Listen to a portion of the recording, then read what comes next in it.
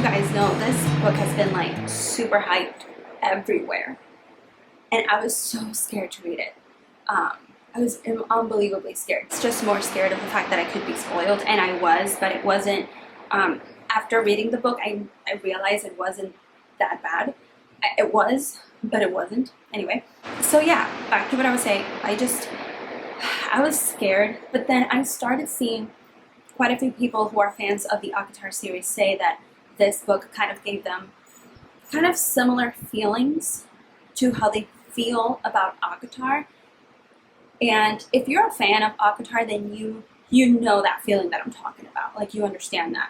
And so that just ultimately sold me in. And just the fact of dragons, I feel like there are rarely books that come out recently that get the attention to warrant wanting to read them that are related to dragons, or dragons are a huge part of this world, or even just the fact that the dragons communicate with each other, which to me was like one of the best things of this book, was the fact that dragons communicate with their riders.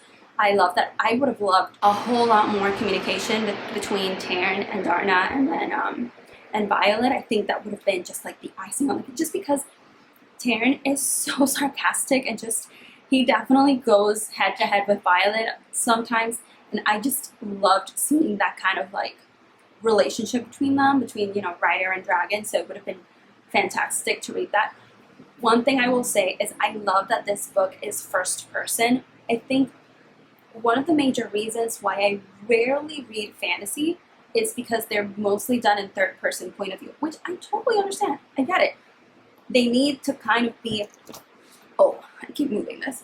They need to kind of be third person in order to kind of be able to have that freedom to get into the heads of other characters, or just an outside perspective, or just, I understand that it's so much easier to do it, but it's easier for me to understand fantasy more if it comes from first person point of view. So that was one of the things that when I found out that this book had, that was like, for me, yes, that was like another major plus for me, the fact that it was first person point of view. That made it so much better. Not only that, I loved the world building in this book, and the way that the author just kind of created this world and gave the explanations and everything without it being very overwhelming. I feel like oftentimes with fantasy, authors tend to be... Okay, so this is, I feel like this is a good explanation. So you have Avatar and the Dark Element series by Jennifer L. Armentrout. One thing that I always praised about Jennifer was the fact that when it came to her fantasies or urban paranormal books, series, whatever, it's the fact that she never bombarded you with information in just one book. That changed with From Blood and Ash. I don't understand why, and I mean, I guess it worked for her because people obviously love that series, and don't get me wrong, I like that series. I stopped reading it. Side note, I was part of the pro threesome part of the feud. I was pro, but I never read that book. I just kind of got bored with it because it's so, I don't know, again, she changed. Her writing just became heavy on information.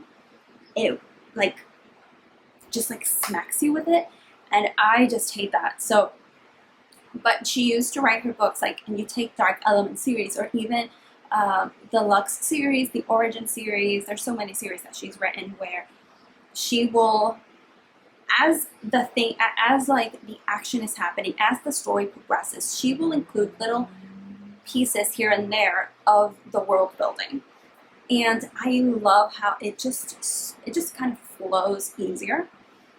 Whereas you can take, even From Blood and Ash, and that in that entire series is just information after information after information, and then a little action happens, and then information, and it's just like, and by information I mean just like world building after world building after world building. And I get it, it's fantasy, but at the same time, for me personally as a reader, I don't like that. Many people, others, they do. Not for me. I like to be entertained as I'm learning of this new world that I'm reading. And I feel like that was done here. It was done a little bit more subtle because, and I think just the fact that it is college and Violet is thrust into being a writer for the first time, never having really trained until until much later, instead of being trained since she was a kid, like every other writer was and stuff like that. I feel like with her, because again, she's learning this whole new writer's quadrant, the challenges and all of that stuff, it just made it easier to kind of introduce that world building because we're learning it through Violet's eyes. And that just made it easier for me to follow along and just be entertained and hooked to the story. Whereas, and in here I bring Avatar. Again, I love that series, but the first book, it took me forever to get through because it's just world building after world building after world building, and it gets to a point where it's just like, okay, like, I'm getting tired. I need stuff to happen. Otherwise, I will start skimming. I will start skipping pages because otherwise it's just boring. So definitely seeing the difference with this book and just kind of like how it was built, again, through Violet being a student and learning, just made it a lot easier to follow along. I really, really like this. I don't know if I would give it 5 stars. Let me put the cover for this thing. I don't know if I would actually give this 5 stars, but I did love it. I did love this one, so I would definitely give it like maybe 4.25. I have to sit on the rating for this one, I feel like, because I did love it, but it wasn't like, oh, I do have a feeling though that possibly book 2, book 3, or book 4, or book 5, they're gonna be very high rating books, but this is the start of the series. Again, loved it. It doesn't feel like a 5-star to me, but I did love it. I feel like readers will understand what I'm trying to say over here. I loved it, but it's not a 5-star. I'm gonna be debating between 4.25 and 4.5. Definitely recommend it.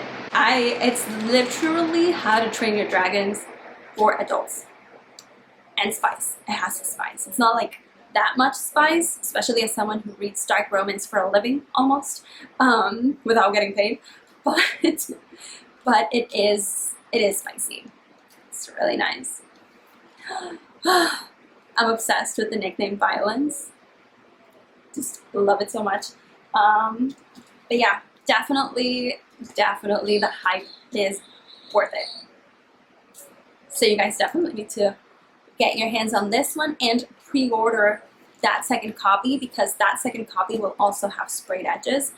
We don't know the design yet, if it's even going to have a design like this one, but